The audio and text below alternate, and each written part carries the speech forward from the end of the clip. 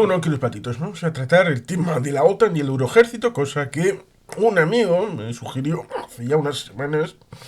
Y en primer lugar, antes de entrar en el marco de la OTAN y en el marco de la propia situación de un Euroejército, si tiene que estar vinculado o no a la Unión Europea, tendríamos que tratar el asunto de la narrativa respecto de, por ejemplo, lo que supuso Ronald Reagan para la Guerra Fría y aquella idea de no remitir ni una sola pulgada a el imperio del mal, es decir, la Unión Soviética.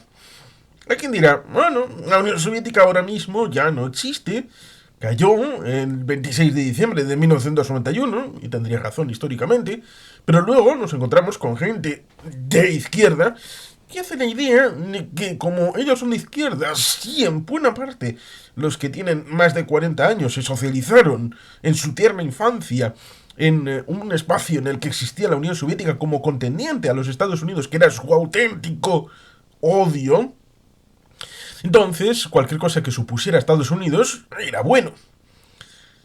Y ahí tenemos el hecho de que ahora, si supuestamente Ucrania es Estados Unidos y Rusia se opone a Ucrania y a Estados Unidos, entonces la Rusia de Putin es maravillosa. La China de Xi Jinping es maravillosa. Cualquiera que se oponga es buenísimo, ya sea Maduro, ya sea Murillo barra Ortega, pero resulta curioso porque en todo este tiempo, y no creo que me haya equivocado, tenemos 56 conflictos activos en el mundo.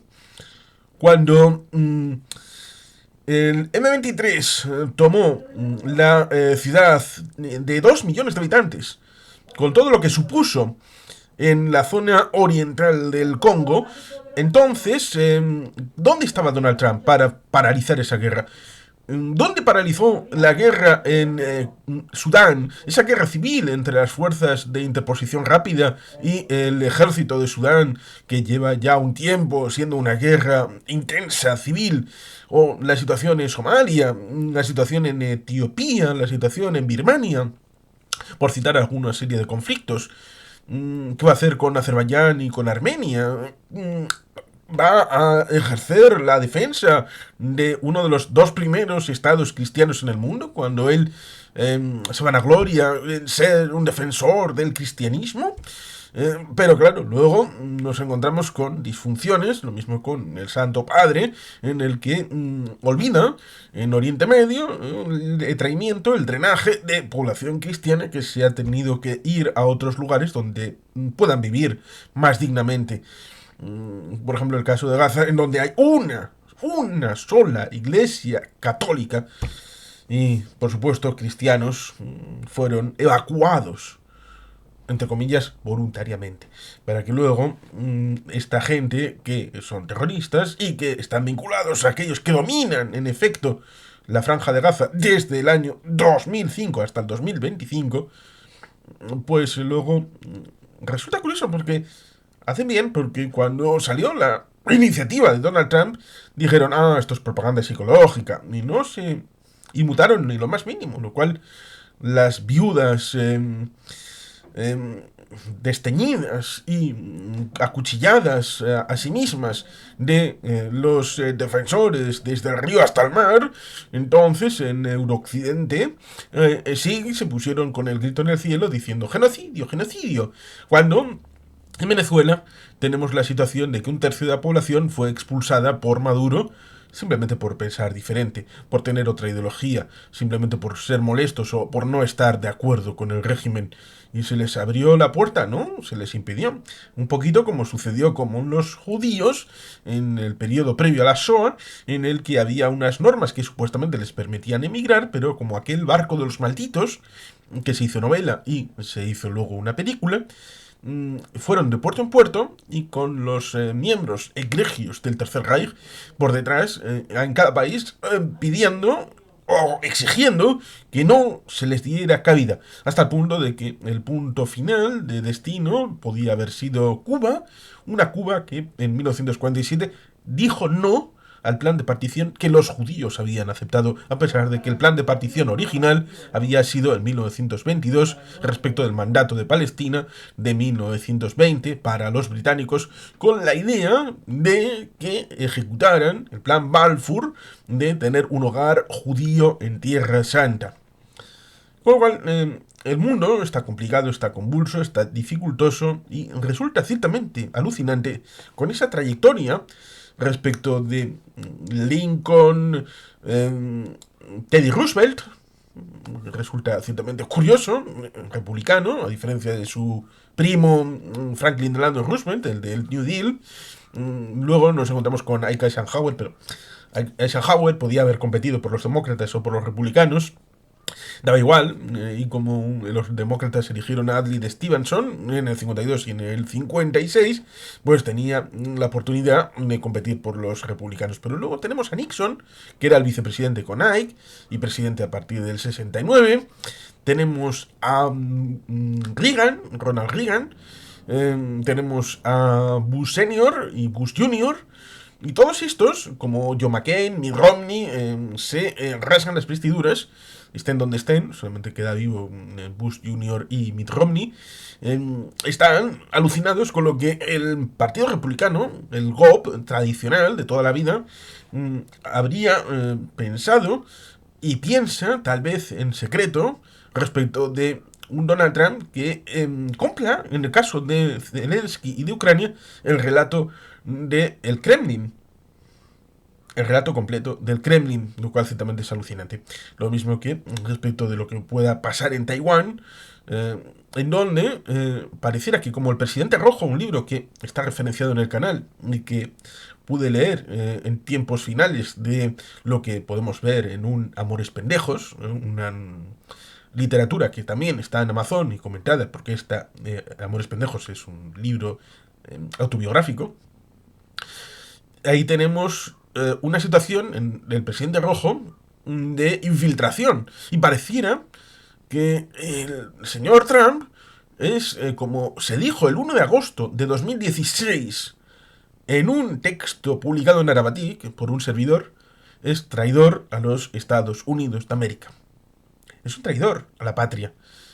Pero eso lo tiene que juzgar no solamente el público estadounidense que le ha devuelto la presidencia, sino también los tribunales, aquellos que le negaron la presidencia en 2020, a pesar de que dijera que había habido un complot contra él y perdió en las urnas la presidencia legalmente, legítimamente y limpiamente. Cosa que es importante el mencionarlo.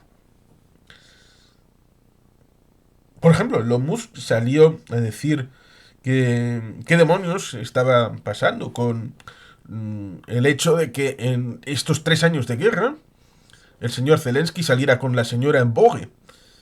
Juan de Juraguerra, a quien también ha sido atacado respecto de cosas que resultaría curioso tener que decirlo, porque el señor Ochandiano, candidato de Bildu en las últimas elecciones vascas, comentó que en tiempos de la inteligencia artificial era curioso que hubiera 3 haciendas vascas en un territorio para 2 millones de habitantes. También podría decir que esos 2 millones de habitantes podrían ser como un distrito de Tokio y por tanto tendríamos que tener un ámbito de relación submunicipal, ¿no? Podrían llegar a decirlo. La máxima que quiero trasladar es que cualquier cambio es bueno. Simplemente hay gente que está cabreada y dice cualquier cosa que nos saque de esto es bueno. El feudalismo ahora mismo sería un cambio. Algunos hablan de que con Elon Musk se está estableciendo un tecnofeudalismo. El ámbito romano tuvo diversas variantes, desde un primer término monárquico, luego una república y luego un imperio, pero también con diversas fases. Tendríamos modelos distintos como el imperio austrohúngaro, el Sacro Imperio Romano Germánico, el imperio napoleónico, tanto el primero como el de Napoleón III, ámbito británico con sus evoluciones, la monarquía hispánica.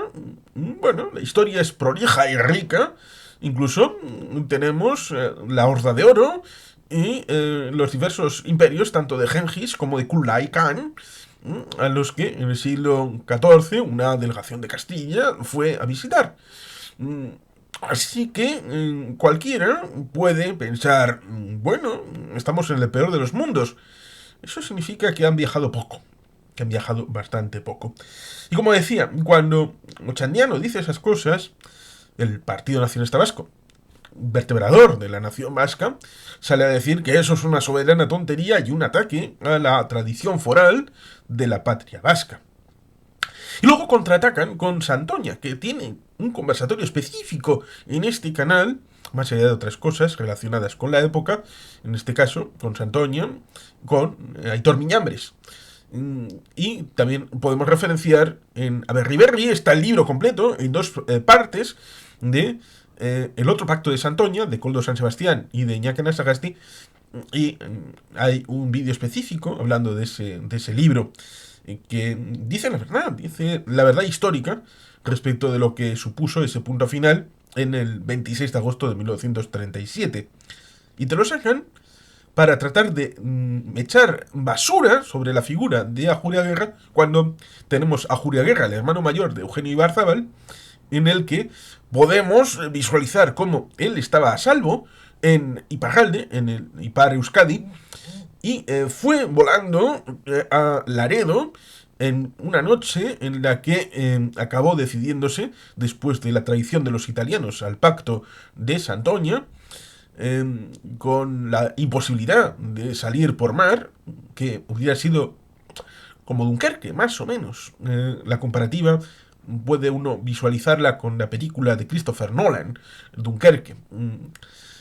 Aun con la dificultad de que no era para volver a una patria ya ocupada por el régimen naciente franquista, aquel de Alejandro Amenábar, de mientras dure la guerra. Que mientras dure la guerra, cuando terminó, aquel que había tomado los poderes absolutos, con aquella jugarreta en el texto de mientras dure la guerra, acabó quedándose 40 años. Juan de Ajuraguerra fue un referente moral. Estuvo en la cárcel, estuvo condenado a muerte. Fue referente moral no solamente de los gelchales, de los miembros del Partido Nacionalista Vasco, sino también para aquellos vascos de otras ideologías que habían sufrido la derrota, la cárcel y también la suerte de la posible muerte por fusilamiento. Juan de Ajuraguerra, cuando después de ese exilio interior que tuvo que sufrir después de salir de la cárcel, dijo, en el periodo de la transición, pues falleció el 15 de agosto de 1978, que el pueblo vasco, y el PNV en concreto, tendría que estar en todos los foros en donde hubiera algún interés vasco en juego.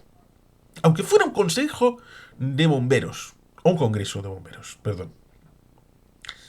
Eso significa que Zelensky, a quien afortunadamente después de la invasión del 22 de febrero de 2024 sí le dieron armas, a diferencia del Comité de No Intervención de franceses y británicos, italianos y alemanes, esto es de chiste,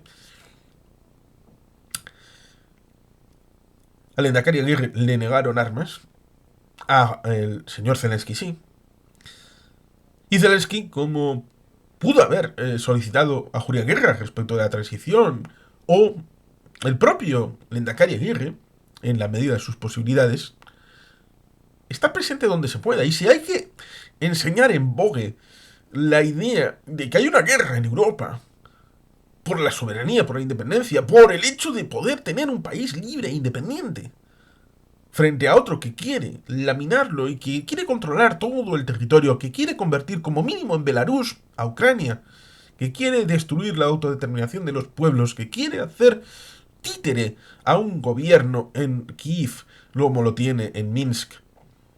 Denunciar eso se debe hacer en todos lados, en todos los lugares del mundo. Por otro lado, tenemos esa situación que decía, de cualquier cambio es bueno. Cualquier situación de evolución hacia algo distinto significa que vamos a mejor. Porque eso parecía que alguna gente que piensa, los partidos tradicionales en las elecciones competidas, entonces van a hacer lo mismo. Ya hemos visto lo que, por ejemplo, en el Estado español supone el PSOE tradicionalmente. Y le han engañado bastante a algunos votantes. Con Felipe González, con Zapatero, con Pedro Sánchez. Y dicen, bueno, el PP también ha traicionado a sus votantes. Con el señor Aznar, con el señor Rajoy, ahora con el señor Feijóo, después de descalabrar al señor Pablo Casado. Y te ponen el hashtag, solo queda Vox. Pero luego sale al Salfate. ¿Salfate? No, Salfate era chileno. El de la ardillita. El Salf. S-A-L-F. Se acabó la fiesta. Lo cual resulta curioso, porque ese día de la elección a eurodiputado estuvo con una fiesta con el pequeño Nicolás. Lo de que se acabó la fiesta, para los demás. Empieza la fiesta de él, la ardillita. Bueno, pues resulta ciertamente curioso porque hizo campaña en contra de Vox. Y hace campaña contra Vox.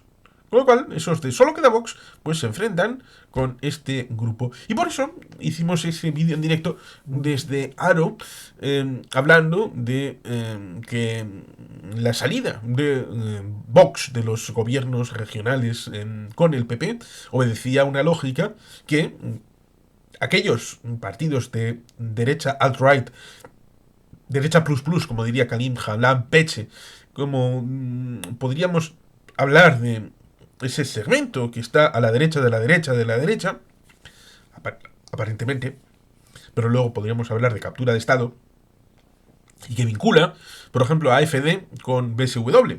Y la bajada de BSW, hasta el punto de no entrar en reparto, favoreció a AfD, con el mismo discurso prácticamente. Porque a fin de cuentas, el marxismo-leninismo ortodoxo del SED, de la antigua RDA, que es BSW, es muy parecido al fascismo correoso de lo que es una AfD. Como se pudo visualizar después del 45, con la indicación de ciertos elementos provenientes del antiguo Tercer Reich, con los comunistas que empezaron a vertebrar la RDA con campos de exterminio reabiertos, con la integración de antiguos SS y Waffen-SS en la policía y en el ejército de la RDA.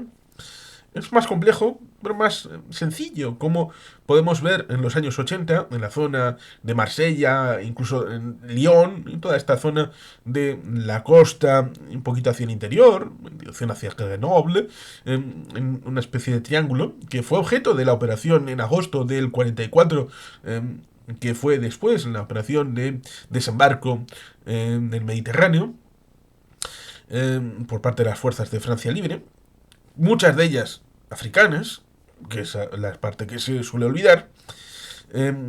Tenemos un tránsito desde los años 80, que votaban Partido Comunista en muchos de esos núcleos proletarios, y 30, 40 años después, esos barrios votan a Le Pen. Con lo cual, hay vasos comunicantes. De cambio de valores también, de que en algún momento piensan en la situación del trabajo, de sanidad, de educación, y cuando en principio pareciera que eso está cubierto, piensan en otros valores como seguridad y otros que puedan tener un cariz similar. Y el vector central de las sociedades pareciera que está en crisis. En crisis, como algún comentarista decía respecto de la crisis de mayo del 68, en el caso de Francia, en el que en un documental que di hace ya bastante tiempo, decía que los estudiantes estaban aburridos. Y por eso hicieron el mayo francés. Y por eso, en cierta medida, al inicio no les secundaron los obreros, que son, en principio, los auténticos vertebradores de las luchas sociales, a través de los sindicatos. Solo al final, y sin tener cierta incidencia, en un momento en el que el propio De Gaulle se fue a una base francesa en Alemania, hubo tal vez algún peligro de desestabilización al confluir esas fuerzas de los estudiantes con los obreros, pero resultaría interesante revisar lo que en las primeras jornadas de la revuelta esa de mayo del 68, el mayo francés, lo que decían los sindicatos de esas revueltas de esos estudiantes.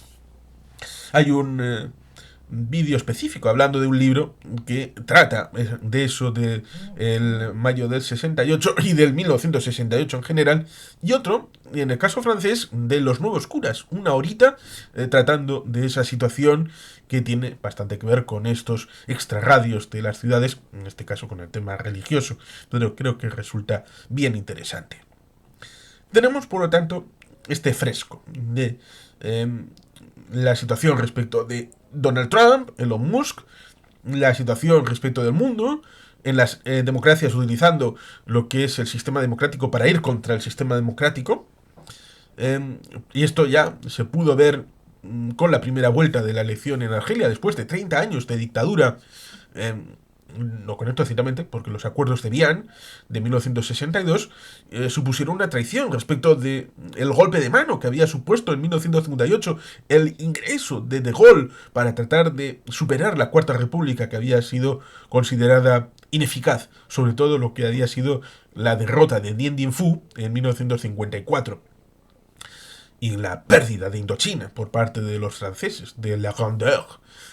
Y la nueva constitución, en teoría de la Quinta República, venía a solidificar de, vale, se han perdido colonias, pero el territorio continental francés, que está dividido por el mar Mediterráneo, y es tan francés Marsella que Orán, entonces ahí sí se va a defender hasta último hombre, hasta el último franco francés. Y en 1962 De Gaulle dejó marchar a Argelia. Luego surgió la OAS. Pero durante esos 30 años hubo un régimen de partido único en Argelia, hasta que hubo un deshielo, tal vez en colusión con la situación de la Guerra Fría, con la caída del muro de Berlín, con la propia disolución de la URSS, dando la posibilidad de una competencia electoral multipartita. Y en 1991, la primera vuelta, ganan los del FIS, el Frente Islámico de Salvación. Eso hizo moverse a Francia, y tenemos un vídeo específico hablando de eso, de la primera vuelta con la posibilidad de la segunda siendo cancelada, en el caso de Argelia, porque el FIS se proponía de vamos a votar una vez en elecciones multipartidistas para ya no tener que volver a votar jamás. Que era la idea de transformar un régimen de cariz de socialismo panarabista a uno de cariz completamente islamista. Cambiar el rojo por el verde.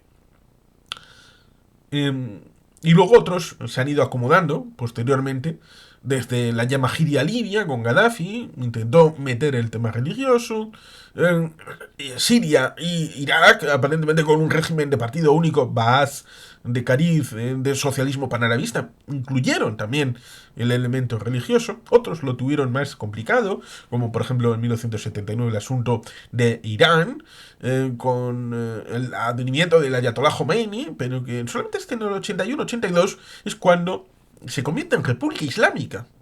Es algo que resulta curioso tener que recordarlo. O en Kabul, en 1979, y cuando los soviéticos se retiran en 1982, el mundo olvida, los soviéticos y los americanos olvidan de lo que había sucedido allí.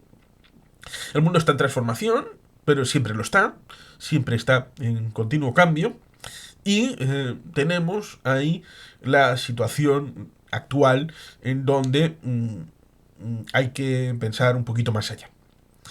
Y a veces nos situamos en el hecho de pensar, vamos a enmendarle al otro, vamos a, como si fuera un texto de un congreso, vamos a meterle enmiendas a su texto y vamos a tratar de cambiar su orientación.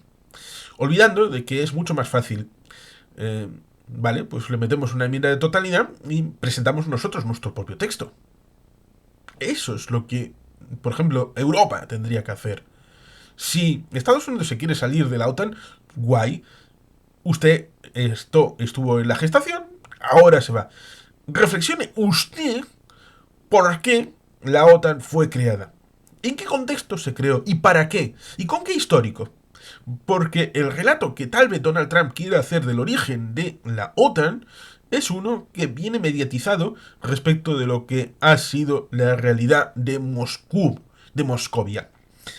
Si tiene la osadía de aceptar esa idea que fue planteada en 2021, en diciembre, y en enero, febrero del 2022, en la idea de que los países de la OTAN debían de retirar sus, entre comillas, bases y el material estadounidense de los países que después de 1990 se hubieran adherido a la OTAN, una suerte de ampliación por cooptación, casi como si hubiera sido la primavera y el verano de 1946-1952 en Europa Central y Oriental, que hay un libro bonito explicando lo que hizo la Unión Soviética después de mentir en Yalta y claudicar los occidentales en Potsdam respecto de lo que tenía que hacerse, por ejemplo, las elecciones libres en Polonia, que se hicieron, más o menos, en agosto de 1989. Y las elecciones presidenciales libres en 1990. 1990. 45 años después de cuando los soviéticos prometieron que tenían que hacerse.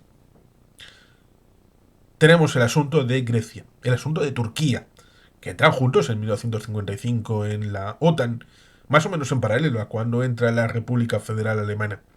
Tenemos esa historia, ese legado de lo que sucedió, pero también el pasado, de lo que había sido el periodo de entreguerras y el periodo de la Primera Guerra Mundial.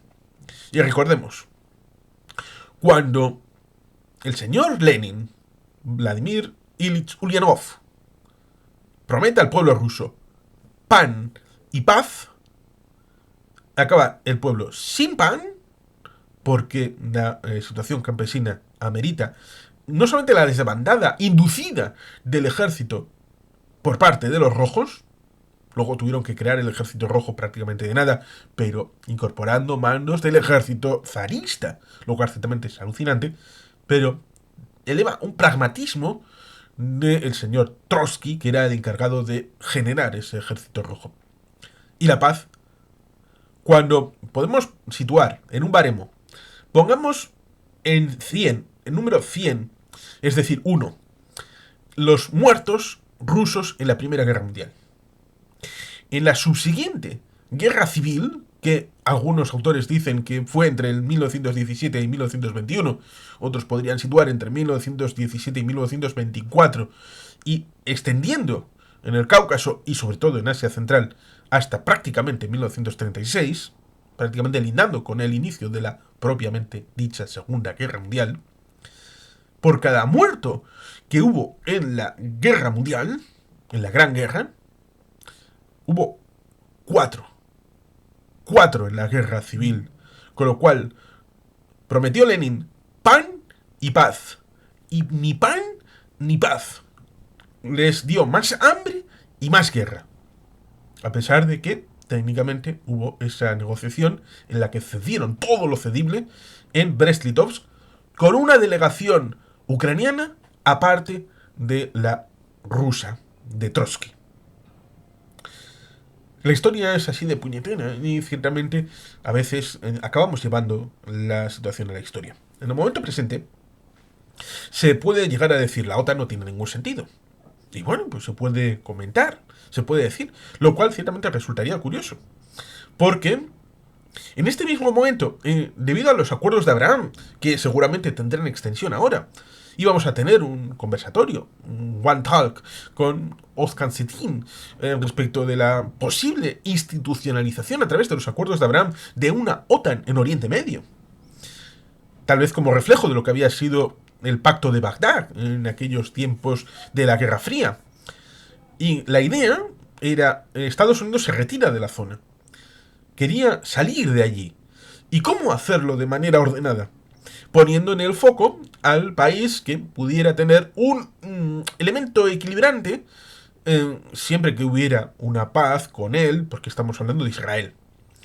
Un país tecnológicamente avanzado, que pudiera ser receptor de fondos, que pudieran transformar, y con la tecnología que ya tiene, por ejemplo, el tema agrícola, el tema de agua, el tema de gestión, de muchos ámbitos, pudiera ser modelo para la transformación de sociedades, no solamente para NEOM, sino también para diversos países, desde un Arabia Saudí, pero también la transformación en un Yemen que pudiera estar en paz, Omán, los países del Golfo, que puede que de aquí a final de siglo sigan exportando petróleo, pero cuando termine el petróleo van a tener una dificultad a la hora de transformar sus economías efectivamente en el ámbito de la competencia no solamente regional, sino también global. Eso lo dice a veces Irving Gatel, que pasó una vez por este canal. Tenemos, por lo tanto, un desafío que viene mediatizado también respecto de lo que fue la comisión aquella de finales del siglo XIX respecto del carbón, que decían que se iba a acabar. Aún sigue habiendo carbón, y un siglo después hubo la crisis de 1981 con Margaret Thatcher, con los sindicatos precisamente, y tenemos ahí a Alan Moore con aquel cómic, novela gráfica, perdón, de V de Vendetta, con cariz anarquistoide, pero bueno, decía la comisión aquella que elaboró la transformación de los barcos respecto del nuevo combustible que iba a ser más eficaz, que era el petróleo, el hidrocarburo. Lo cual no era novedad, porque ya tenemos algún escrito de cuando Marco Polo pasó en dirección a China por la zona de Oriente Medio, que salían algunas cosas y incluso alguno de ese asunto del oro negro lo servían incluso por tema medicinal, lo cual ciertamente resulta alucinante lo que el ser humano ha hecho con otros seres humanos a veces, alguna que otra vez, como aquellas cazuelas en el Imperio Romano que, bueno, pues desprendieron por ser de unos metales curiosos, o rascar cierto metal para generar un dulzor, pero eso a la larga generó una problemática de salud que no fue detectada en tiempo y forma.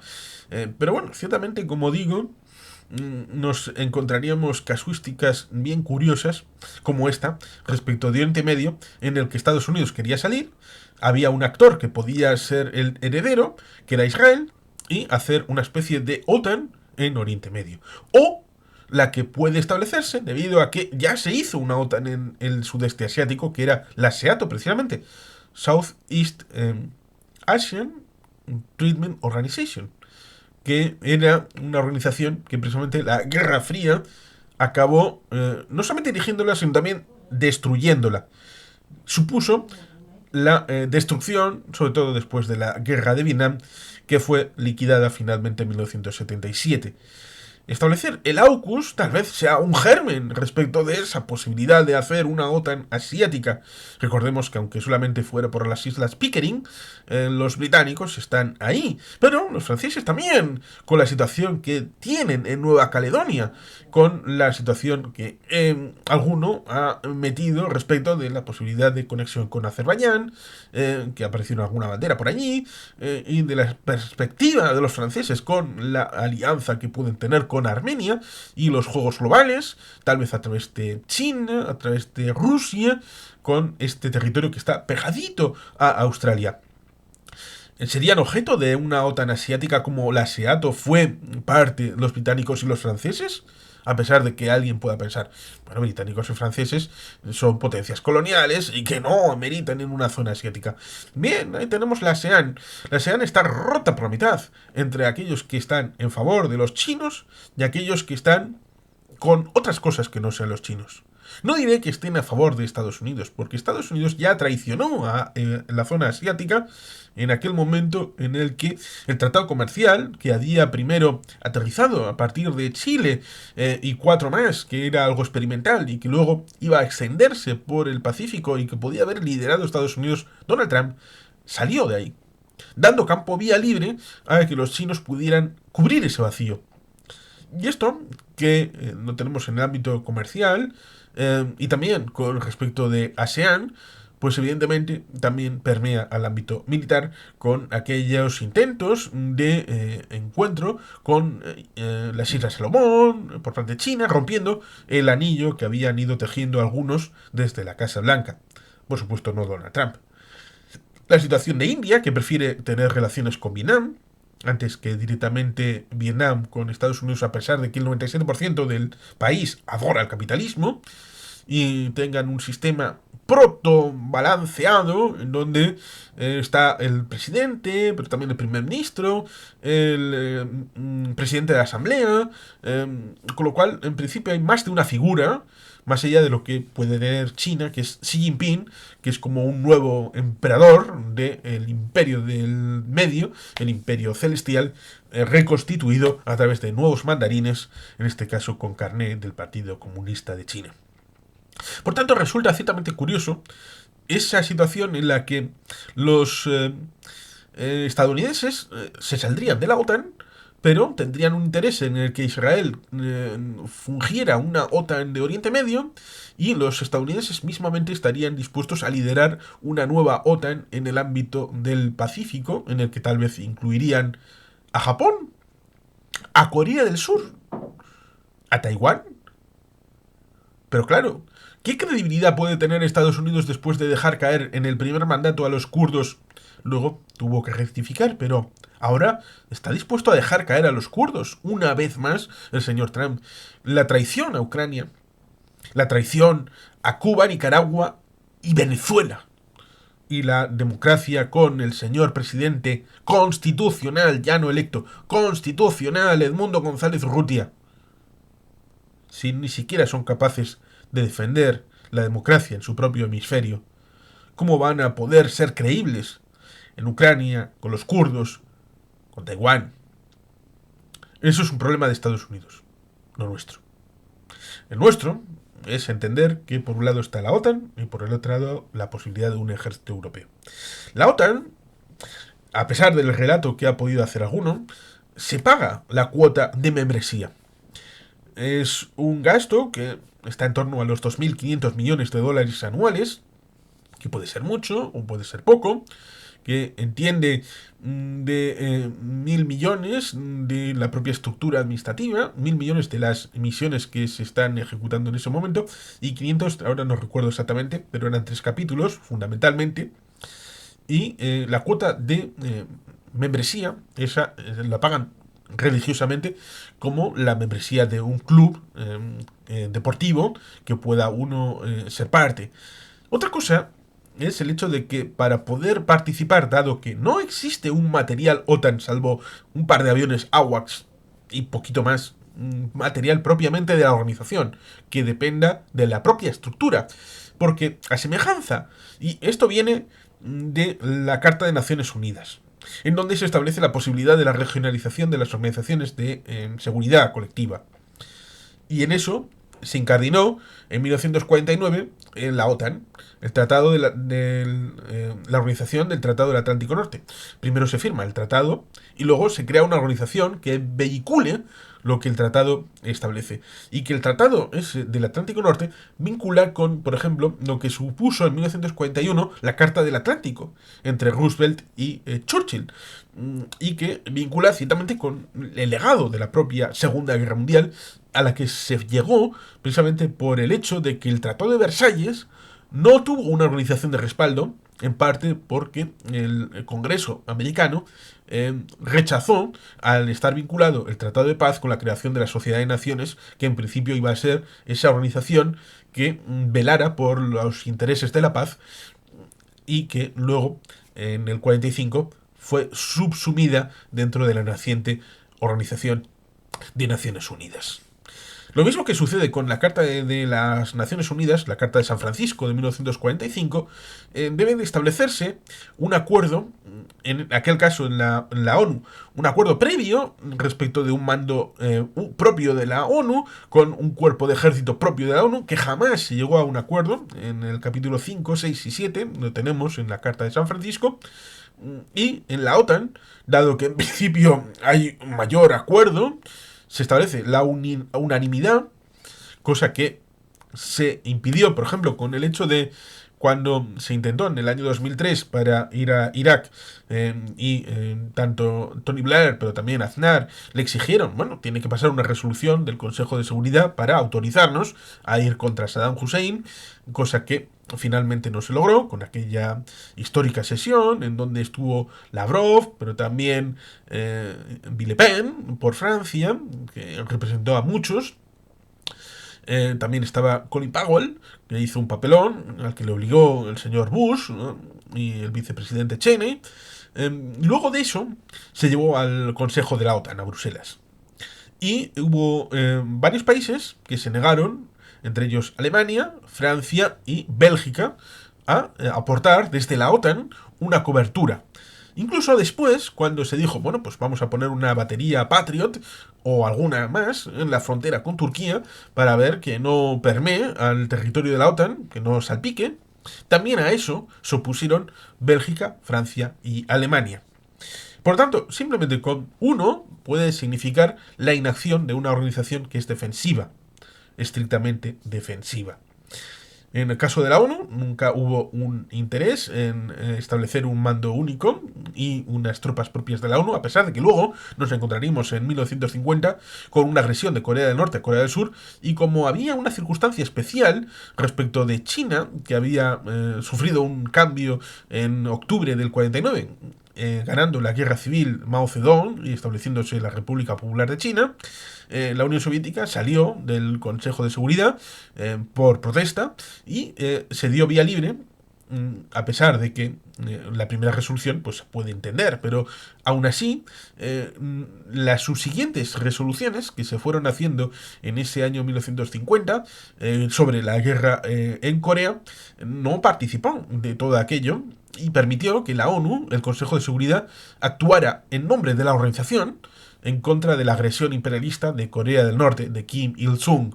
En el caso de la OTAN, depende de para cada misión, lo mismo que con respecto de la ONU, para estas misiones de pacificación, de peacekeepers o de peacemakers, que es diferente una cosa de otra, depende de consensuar el mando concreto de la misión que se vaya a hacer y los participantes, con el material del ejército particular. Y por eso, con Obama, en 2008 creo que fue, en la reunión de Bucarest, aquella en la que se abrió la posibilidad de que Ucrania, sin día de ingreso, pero se le abrió la posibilidad de que entrara a la organización, se dijo aquello de cada ejército debe recibir insumos por valor al menos del 2% del PIB en los presupuestos de cada país. Pero no por respecto a la OTAN, tampoco diciendo que ese presupuesto del 2% deba ser en incrementos de material comprado en los Estados Unidos. Puede ser reactivando Astra 1Z en Eibar barra Guernica, puede ser incrementando la producción en Trubia, puede ser incrementando en lo que fue Santa Bárbara o Casa, ahora integrada en lo que es Airbus, un nuevo caza Eurofighter, un nuevo Leopard 3, o un helicóptero, o el submarino S-90 cuando suceda al S-80 Plus, perdón. Bueno, pues ciertamente puede ser un insumo desde lo propio. No tiene por qué ser a Estados Unidos. Pero, evidentemente, es un compromiso que no depende de lo que supone el gasto de ser miembro de la organización. Evidentemente esto supone una dificultad porque el gasto en defensa en buena medida ha sido impopular en los países occidentales, pensando en una fantasía que nos retrotrae los tiempos de la Guerra Fría, en donde, en buena medida, la guerra se hizo caliente en los escenarios periféricos. Una situación que seguramente le hubiera gustado a Winston Churchill, que fue el que supuestamente en 1946 dio carta de naturaleza a lo que suponía en Fulton, Missouri, donde estaba el presidente Harry S. Truman presente. Dijo: una cortina de hierro ha caído sobre Europa desde, bueno, pues Suecia, en el Báltico, pasando por lo que es Trieste. Teníamos una zona en la que hay un este y un oeste impermeable, olvidando ciertamente lo que no solamente en ese momento, sino en los siguientes supuso lo que, por ejemplo, Carlos Caballero Jurado ha comentado en el canal de Martis, en ese programa sobre 1956, en el que vincula lo que supuso Hungría, Budapest, 1956, con la rebelión que fue sofocada, el hecho de que en Polonia o en Ucrania con la UPA, que tuvimos un programa hablando de esta situación con Rubén Villamor y que está resubido en este canal, con Domingo Cáceres, hicimos ese programa, referencia también al libro que tenemos sobre la guerra en Ucrania, la de ahora, hundiendo las raíces en la historia.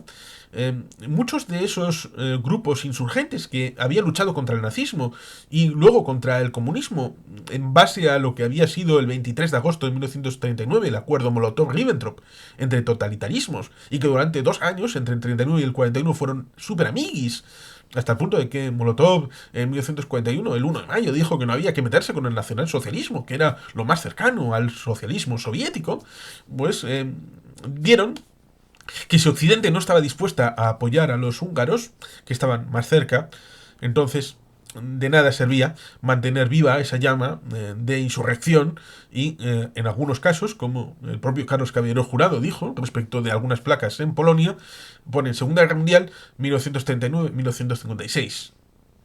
Lo que da que pensar, ciertamente. En esa situación lo vincula con el Canal de Suez y lo que supuso el parar los pies a Francia y a Reino Unido, que ya no eran potencias independientes ni podían actuar por sí mismas. El juego del campismo, del campo, que hemos comentado más de una vez con el amigo Mosé Rocén y con también Mariano López de Miguel, pero especialmente el autor de esa hipótesis del campismo es el amigo Mosé Rocén, que pudo haber sido víctima el 7 de octubre, pero afortunadamente se libró en el último momento, a pesar de que sigue teniendo dificultades quirúrgicas, necesitando aún una situación de cirugía para terminar de estar restablecido del todo.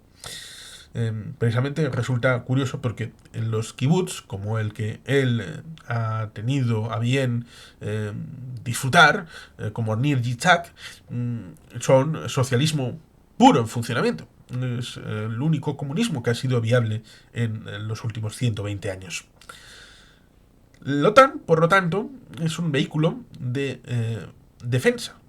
No ha ido a la ofensa, no ha ido a la agresión, no ha sido un agente de invasión, y en 1990 incorpora a la República Democrática Alemana a la RFA con todos los condicionantes que suponía la membresía desde 1955 respecto de la OTAN y de la Unión Europea, que lo sería en 1993 con pleno elemento de personalidad jurídica internacional, y que en 1951 había sido el Tratado de París de la CECA, la Comunidad Europea del Carbón y el Acero, y luego en 1957 en el Tratado de Roma, Euratom y la Comunidad Económica Europea, que luego acabó fungiendo en 1968, el Acta Única y otra Acta Única en 1986, 68, 86, resulta ciertamente curioso, pero en el 86 respecto de lo que había propuesto el informe del Club del Cocodrilo, un grupo de eurodiputados que a partir del 79 el Parlamento Europeo ya era plenamente electo de manera directa y tuvo la primera presidenta, la francesa Simone Veil. Tenemos a través de la OTAN una situación que el Tratado de Dunkerque, la Unión Europea del Ejército, que estableció en paralelo a la creación de la propia OTAN, un vector que luego acabó integrándose dentro de las estructuras de la Unión Europea como pilar de defensa de la propia Unión Europea. Pero el Eurocuerpo, que tuvo un papel en la estrategia de Josep Borrell y Fontelles, que esto se lo he largado al señor Uriz en el primer directo que tuvo en el canal de Mar Mateu, que fue sobre Ucrania, en su canal, y que luego lo resubí a este canal. Pues le dije que había 2 personas socialistas españolas, como era el señor Solana y el señor Borrell, 5 años cada uno, estableciendo la política exterior y de seguridad de la Unión Europea, y que no habían sido capaces de avanzar suficientemente en esos 10 años de capacitación del liderazgo, con el caso de Solana habiendo estado 5 años antes en la OTAN en una dirección que cuando fue a ser votado le dijo confidencialmente a Clinton: oiga, usted sabe que le sabemos prácticamente hasta la talla de los calzoncillos. ¿Qué cree? ¿Que no les hemos investigado? Así que sí, sabemos que usted hasta el 86 se oponía a la membresía de España en la OTAN, pero luego cambió de opinión, como todo el Partido Socialista. Pero también en aquel momento cambió de opinión el señor Fraga, con la aquiescencia previa del señor Óscar Alzaga, que, bueno, pues es de política interna. En el caso de la división respecto de la OTAN y el ejército europeo, la situación a veces amerita tener que explicar que la OTAN no es el cortijo de Estados Unidos. Como hemos referenciado, en 2003 Estados Unidos tenía una posición en que quería el apoyo de sus aliados, y si hubiera querido y fuera dogmático y fuera el único que decide en la OTAN habría ido a la invasión en Irak en 2003. O la OTAN habría tomado posiciones en Turquía de manera defensiva para proteger el flanco noroccidental de la invasión. Y no hizo ni una cosa ni otra, porque hubo en aquel caso 3 países, pero con uno hubiera bastado, y lo hemos visto con la no membresía temporal respecto de Suecia y Finlandia. En el caso de Finlandia se opusieron Hungría y Turquía, y en el caso de Suecia hubo un momento en el que Turquía se retira y hubo un veto únicamente de Hungría durante un cierto tiempo. Ahí se vio claramente de que un solo país puede cortocircuitar la OTAN. Si en este caso el que cortocircuita la OTAN es Estados Unidos, entonces o se va y entonces el liderazgo de la OTAN queda en el marco europeo más Canadá, y entonces ya no tendría mucho sentido una situación en la que tal vez se unificaría lo que es la OTAN con el ejército europeo, en caso de no estar Estados Unidos. Pero en caso de hacer eso, o de hacer traslado de mudanza de los muebles de la OTAN a el ámbito del ejército europeo, hay países que están en la OTAN, pero no están en la Unión Europea, como son Islandia, como es Noruega, como es la propia Canadá. Y hay países de la Unión Europea que no están en la OTAN, como Irlanda, como Austria. Por tanto, la situación resultaría curiosa, en donde, bueno, pues en principio habría esos 2 pilares en cualquiera de los casos, salvo que se decidiera cerrar la OTAN en el caso hipotético de que Estados Unidos se hubiera salido de la organización. El problema estriba tal vez en algo que no se hizo. Lo mismo que hubo un Jacques Delors que tuvo la visión respecto de la integración de aquellos países que quedaban huérfanos del telón de acero, que quedaban libres de la imposición desde Moscú a partir de 1989, 90, 91, y se vio que, dado que había esa dualidad de integración, más integración entre los países miembros, entre los que ya estaban más o menos con un acervo más o menos común, con una economía más o menos similar, que era la que pudiera tener los países, los 12 de la Comunidad Europea del año 89, o proceder a ampliarlos en dirección hacia el este.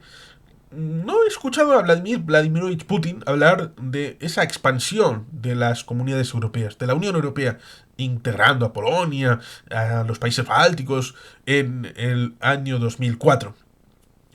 O en 2007 respecto de Bulgaria y Rumanía, y en 2013 respecto de Croacia. Porque es mucho más profunda la integración respecto de las comunidades europeas respecto de la OTAN, que es solamente una alianza defensiva, con la dificultad de que todas las decisiones tienen que ser por unanimidad, y eso en parte, no en materia de seguridad y defensa y exteriores, pero en otras áreas se ha subsumido, incorporando también la cooperación reforzada, que permite a 9 países de los 27 hacer una propuesta que luego tiene casi, en la mayor parte de las iniciativas de la cooperación reforzada, tienen casi 20 miembros, más que estar un poquito por encima de los 10. Es decir, que cuando se ve que una cosa funciona, más países se incorporan a esta cooperación reforzada. Jacques Delors tuvo esa visión de integrar estos países, pero en el ámbito de la defensa, que es un territorio más sensible, se podía haber establecido, si bien sin tener una división respecto de OTAN, ejército europeo, que lo mismo que tiene Estados Unidos, hubiera habido un equivalente dentro de la OTAN de un ejército europeo. En todos estos años que hubiera tenido una disposición distinta. Pero parece que el ejército europeo ha avanzado a golpe de crisis. A golpe de crisis, por ejemplo, con Irak, en 2003, Europa se puso pilas a la hora de tener una política de defensa propia. Pero esto se estableció con pequeñas dosis, muy pequeñas. Y la dificultad a la hora de prepararse, si es que alguna vez se ha preparado la Unión Europea, con esa dificultad de toma de decisiones en el marco de exteriores, seguridad y defensa que requiere la unanimidad. Con la situación en la que, como ha comentado Oscar Vara, el profesor Vara, hay 4 Europas dentro de Europa, hablando de este elemento de la realidad de Ucrania. Con lo cual, esas diferentes posiciones que pudieran establecerse dificultan un posicionamiento único hasta el punto de que derivó en la Europa política para meter al Reino Unido, pero también a Ucrania, en aquella reunión, por ejemplo, de Granada, que se estableció la continuidad de lo que había propuesto Macron, y Macron también hizo aquellas reuniones, lo cual resulta curioso, porque habría que recordar cuál fue el papel hace 3 años de Macron respecto de Ucrania, y la que tiene ahora uniendo a países europeos respecto de la posible integración de una respuesta con un ejército europeo, lo cual, como digo, tiene una dificultad obvia de practicidad. ¿Y cuál es? Que una cosa es un ejército europeo al estilo de Estados Unidos, con tal vez una Guardia Nacional de cada uno de los Estados miembros, y otra, lo que es más plausible, que es tener un ejército de ejércitos que sirva como sucede la OTAN o como debería de ser en el ámbito de la Organización de Naciones Unidas con el capítulo 5, 6 y 7 de la Carta de San Francisco, en el que pudiéramos establecer un mando y un grupo más o menos estable, y a partir de ahí, en caso de un conflicto, los ejércitos nacionales, con una mayor coordinación, con un mayor acervo, con una división de tareas, como hemos acabado haciendo respecto de las monedas y los billetes, que cierto es que pudieran haberse establecido con una cara común europea, pero hay un anverso de las monedas de cada país, con sus propios símbolos, y en los billetes, pues eso ya está homogeneizado, pero cada país hace los suyos, teniendo cierto vector a través de la membresía en el Banco Central Europeo de cada uno de los gobernadores, a pesar de que hayan sido vaciados de competencias, pero formalmente sigue habiendo el Banco de España con su gobernador y subgobernador, y las peleas que hay respecto de su nombramiento, como sucedía antaño, a pesar de que técnicamente la señora Lagarde es la presidenta y Luis de Guindos es el vicepresidente de la estructura que está en Frankfurt. Algo parecido pudiera establecerse con el colegio de gobernadores de los bancos europeos, con el Banco Central, algo parecido en el Euroejército, en donde cada ejército seguiría existiendo en cada realidad. Por ejemplo, pudiéramos establecer un ejército confederal en el caso del Estado español, en el que haya un marco general, pero que hubiera un vector vasco, un vector gallego, un vector catalán, con unidades propias, cosa que no desmerecería la historia del Estado español, con, por ejemplo, el vector del árbol malato, para que todo el mundo se sienta a gusto y aportando. Y aportando con, en el caso vasco, con un principio que fue importante precisamente para la creación de Estados Unidos, como es no taxation without representation. Si quieres mis impuestos para seguridad y defensa, necesito representación. ¿Y cuál representación? Que yo tenga mandos vascos en un ejército europeo, tal vez a través del ejército español, o tal vez directamente, ¿por qué no? Todo esto se puede negociar, seguro que sí. Por tanto, el ejército europeo no sería estrictamente como sucede con el ámbito del ejército de Estados Unidos, pero pudiera ser un vector de aproximación en donde superáramos esa dinámica respecto del hecho de que Trump, pero más allá de Trump, la situación de una Rusia que solamente tiene armas nucleares, pero tiene armas nucleares, y no vamos a querer comprobar cuántas tiene, aunque sea solamente una, porque entonces sería más peligroso, porque aquel que acumula 100 o 200 armas nucleares igual las tiene para disuadir, pero aquel que quiere solamente un arma nuclear la quiere para usarla. Está ahí el proyecto Islero y la situación que alguna vez hemos comentado en el canal y en otros canales respecto de que aquel que drena sus propios recursos en favor de una potencia extranjera, tenemos el tema ecológico y el tema energético. Energético nuclear, con la permeación en el ámbito de lo energético, las centrales nucleares y el tema militar con las armas nucleares.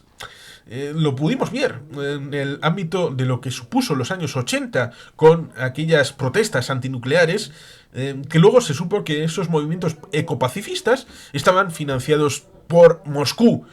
Se supo en el Reino Unido, se supo en la Alemania Federal, también se supo que el que disparó en 1968 en aquella visita del Shah de Persia, el Shah de Irán, a la República Federal y que mató a un protestante, a una persona que estaba protestando, un estudiante que estaba denunciando la presencia de alguien que era un tirano, de un régimen que mataba a sus propios ciudadanos y bla bla bla y todo eso, era un policía que estaba a sueldo de la Stasi, de Markus Wolf, de Erich Mielke, y que, a fin de cuentas, ese movimiento, que fue la excusa para la creación de la Rote Armee Fraktion, la Baader-Meinhof, fue provocada por la Alemania Oriental, que luego fue un refugio, como dicen que lo fue Francia en los años 80 para la banda terrorista ETA, pues con más ahínco y con mayor profusión, la República Democrática Alemana fue una suerte de santuario de la Rote Armee Fraktion, la Baader-Meinhof, que tiene este origen a través de un policía que dispara a una persona que luego se supo que era un agente de la Stasi, de la RDA.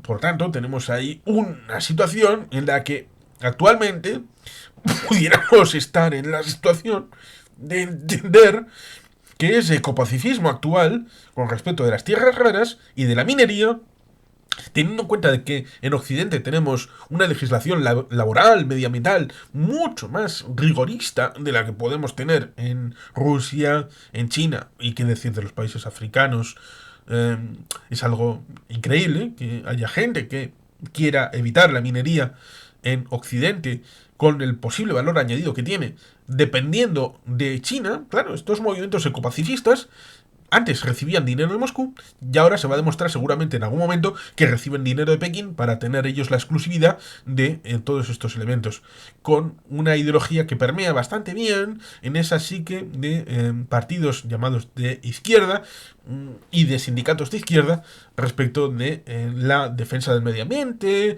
Pero claro, si tenemos un medio ambiente maravilloso en Occidente, pero tenemos basura alrededor, entonces vamos a ser los mejores muertos después de la desaparición de la humanidad.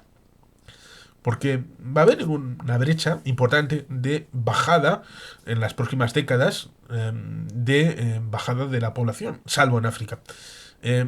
Corea del Sur, por ejemplo, tiene una tasa de 0,7 y de aquí a unas décadas va a bajar a la mitad de la población, parecido al pasa a Japón. Y dicen que de los 450 millones de habitantes que podemos ser en la Unión Europea, pues puede que de aquí a 2100 descendamos 100 millones de población. Es una estimación. Luego los hechos van a verificar, porque si no sabemos lo que va a pasar la semana que viene, de aquí a 2100 es complicado y pueden pasar muchas cosas. En el tema militar, por lo tanto, debemos de tener claro que la defensa de lo nuestro no implica la agresión de los demás. En el tratado Briand-Kellogg, que tenemos referenciado en el canal un vídeo, hablaba de la eliminación de la guerra, así en general. Pero lo que hay que buscar es la eliminación de la guerra defensiva. ¿En serio? ¿La guerra defensiva hay que eliminarla? Habrá que eliminar la guerra agresiva, es decir, imponerse a los demás.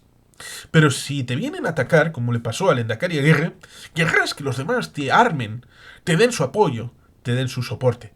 Porque, en principio, hemos vivido en una burbuja.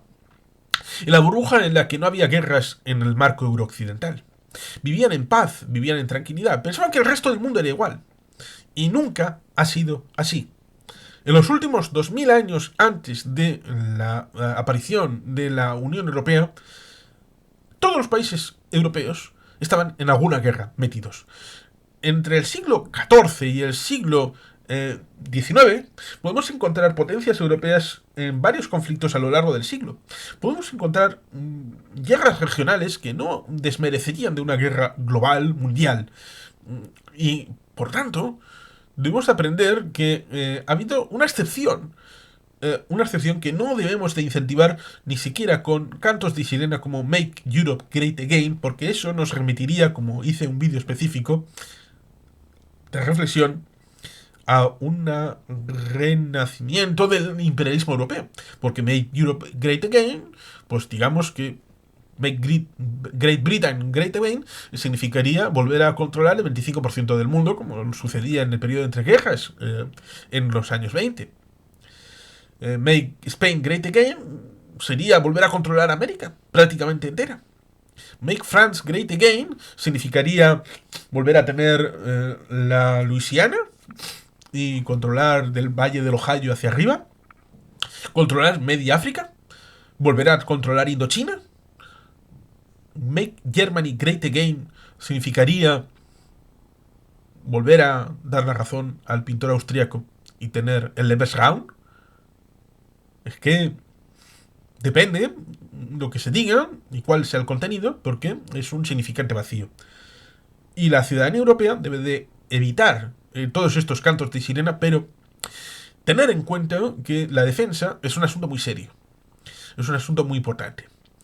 Y teniendo en cuenta todo lo que he dicho en la primera parte, y el hecho de que la OTAN tal vez deje de ser un instrumento, precisamente porque el que más importancia tiene dentro de la organización, pues va a desertar, va a ser un traidor a la causa común de la libertad, de la democracia liberal, del mercado, ni de todo lo que significa lo que hemos construido a partir de la Unión Europea, a partir de la OTAN, a partir de la separación que supuso la realidad de la construcción de la Alemania federal, lo que supuso la construcción de todo el espacio eurooccidental después de 1945, que no fue gratis, que no fue algo gracioso, que supuso un doloso y doloroso paso, doloroso por parte de los soviéticos, doloroso por parte occidental, de ruptura de familias, como pasó en Corea del Norte, Corea del Sur, Vietnam del Norte, Vietnam del Sur, Yemen del Norte, Yemen del Sur, en una dificultad de una guerra fría que tenía ideología detrás y tenía una razón de ser. Y que ahora, romper todos esos consensos, por el hecho de cambiar por cambiar, por el hecho de la paz por la paz, supone un riesgo para los ciudadanos europeos que hay que argumentar a la contra. Hay que argumentar, pero no para enmendar la ponencia del otro, sino para presentar la ponencia propia. Y por eso, para presentar la ponencia propia, tal vez haya que decir sí al 2, tal vez al 3, tal vez al 4%. Recordemos cuando se diga Europa debe de aportar el 5% del PIB. Ya, pero Estados Unidos aporta el 4%. Aporta el 4%, es decir, menos. Y Polonia está a punto de cumplir con el 5%. Y tal vez los bálticos también. Otra cosa es España, con la problemática de un Sumar que llegó a decir hace cosa de mes y medio que bueno, si no era una escalada para el belicismo, sí estaba dispuesta a subir el gasto en defensa. Recordemos, el gasto de defensa no supone el gastar a Estados Unidos. Puede suponer generar empleos en España, puede suponer generar conocimiento en España, un valor añadido que en tecnología dual puede hacer lo que Estados Unidos y otros países crearon ARPANET o la iniciativa DARPA para generar, por ejemplo, Internet. que es donde estamos, y que parte en buena medida de iniciativas ligadas con lo militar.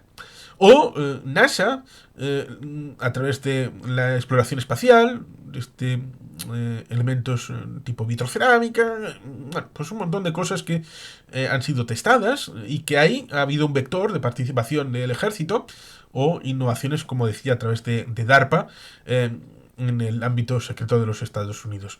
Estas iniciativas, por lo tanto, requieren de conocimiento, de valor, de dineros, de fábricas, de empresas y de coordinación a nivel europeo para que no sea como ahora, que nos encontramos con que unidos todos los presupuestos de defensa son más que los chinos, mucho más que los rusos, la mitad tal vez que lo que los Estados Unidos invierte en defensa, pero separados, con toda la cadena de valor separada de lo que hace Italia, de lo que hace Francia, de lo que hace España, de lo que hace Alemania, sin un interés de poner causa común europea a través de ese vector euroejército, hace que el gasto no esté en escala y no suponga un valor añadido con tan potencial como podría tener unidos. Separados, como nos quieren, fragmentados, atomizados, nos recordaría al Sacro Imperio Romano Germánico. Formalmente con una cobertura exterior que dicen que es la misma, pero luego con la posibilidad de ser mangoneados por los franceses, por los ingleses, por los rusos. Ahí tenemos la situación respecto de lo que hizo Napoleón, destrozando finalmente el Sacro Romano Imperio Germánico. Así que, si no queremos volver a ser para el mundo lo que fue el Sacro Imperio Romano Germánico en la época de las guerras napoleónicas, debemos de hacer más profunda nuestra unidad, apostar por el ejército europeo dentro o fuera de la OTAN y hacer esto de manera ordenada, porque nos va en ello la vida. Nos va en ello nuestra vida, ya sea física, como la proyección de poder sobre el mundo.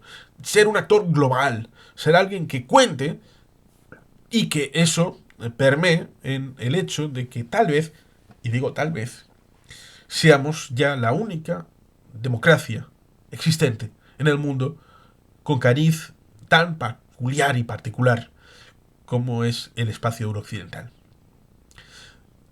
Marco Aurelio dijo una vez que Roma era un faro, era una luz en la oscuridad, que era como un susurro que iba y venía y que si levantaba uno la voz podía correr el riesgo de desvanecerse. Ese faro de libertad hoy es la Unión Europea. Ese faro de democracia que tenemos que preservar, proteger e impulsar. Con políticas en las que entendamos que a nivel democrático algunos intentarán utilizar la democracia para destruir nuestra democracia.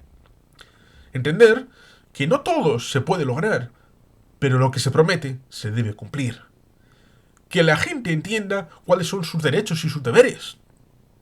Que entienda cuál es, una vez más, el sistema democrático de mercado y de democracia liberal, y también del intercambio de productos, bienes y servicios, de las libertades que existen en el espacio Schengen y de todas las libertades básicas, de lo que supone la construcción de este espacio, tal y como pude ponerlo, por ejemplo, en el libro Europa temida molestia, que está disponible en Amazon, que según Xavier Ormachea es mi mejor libro. Es, por lo tanto, una propuesta, la de el debate de Euroejército o OTAN. Pues aquí está mi respuesta, queridos amigos. La de defender la situación de un ejército europeo, de un mayor gasto en defensa, no para atacar a nadie, sino para defender nuestro modo de vida, nuestro modelo, y si en el camino nos encontramos con los hindúes, con los japoneses, con los surcoreanos, con los australianos, con los canadienses, con los neozelandeses, o con otros más, como Israel, la democracia de Oriente Medio, Entonces el camino será más acompañado. Y si además está Estados Unidos, pues perfecto. Pero no debemos depender de nadie. No debemos depender de los Estados Unidos ni de quién ocupe la Casa Blanca. Y en este momento es Donald Trump. Con todo lo que ha sucedido, debemos de coger las riendas en nuestros brazos y nuestras manos y hacer efectivo ese mandato que el Tratado de Lisboa ejerce, pero profundizar en él, profundizar en el vector política exterior, seguridad y defensa para nuestra propia realidad. Creo que esto ya lo he comentado y puede ampliarse, el que haya llegado hasta aquí, en otros vídeos de reflexión de 1 hora o de otros formatos, también en conversatorios. Recuerdo uno con Yuri, hablando de política de defensa, que creo que puede ser recomendable. Por lo que simplemente que se puede ampliar el conocimiento en otros vídeos que se han llegado a hacer o que se puedan hacer en el futuro en este canal. Y sin más, que Dios patitos, es que ricasco, agur, pero bat, Betty Gelpean.